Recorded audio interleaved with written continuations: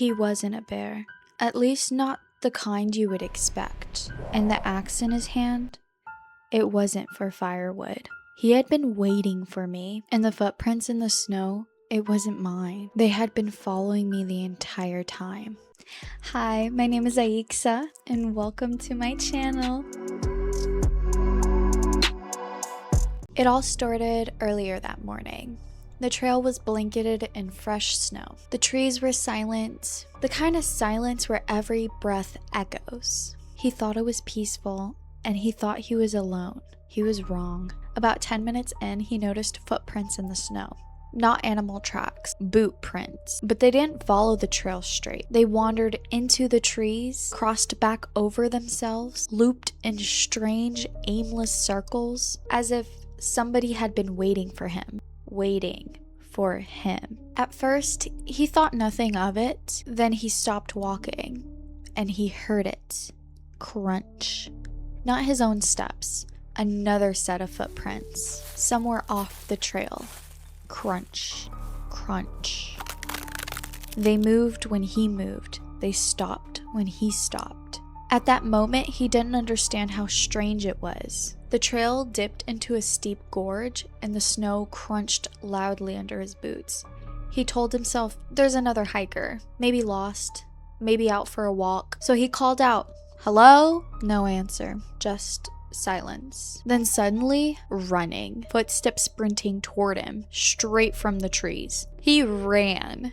Didn't look back. Shouldn't have. The sound followed him faster than he could move. Eventually, the footsteps stopped. He paused, his chest heaving. He should have left then. That was his second mistake. The footsteps never stayed ahead. They stayed behind or beside him, always following. Sometimes it seemed they anticipated his moves. The man knew the trail better than he did. He wasn't chasing him. He was guiding him. He wanted him to go a certain way. He slowed at the bend of the trail, and that's when he saw it. Standing in the middle of the path, about 30 feet away, not moving, in a full bear costume, and in its hands, an axe. The bear tilted its head, then shifted just enough to block the trail. He froze. It didn't speak. Only low, guttural growls. Sometimes it dropped back onto all fours, then back on two legs, and its eyes, human, but barely blinked. This was the part he would never forget. He tried to sneak past it, slow steps, carefully, heart pounding. Then the axe swung. It just missed him.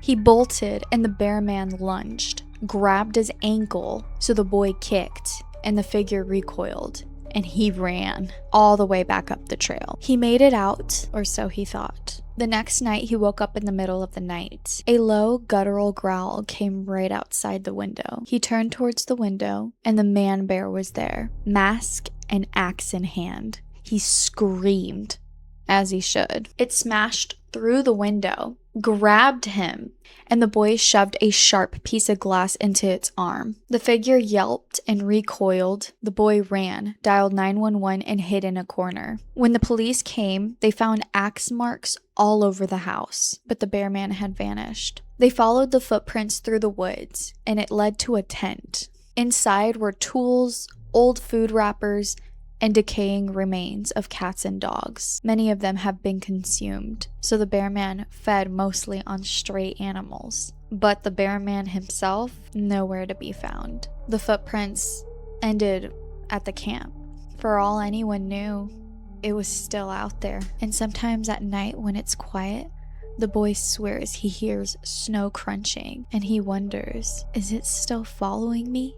Be careful. So what do you guys think that was? A dedicated prankster, or a mentally unstable person, or something a lot more sinister? Drop your theories in the comments. And if you enjoy stories like this, we'll be narrating the most chilling tales from Reddit, Nosleep, and the internet. Stories that'll make you check outside at night. Thank you.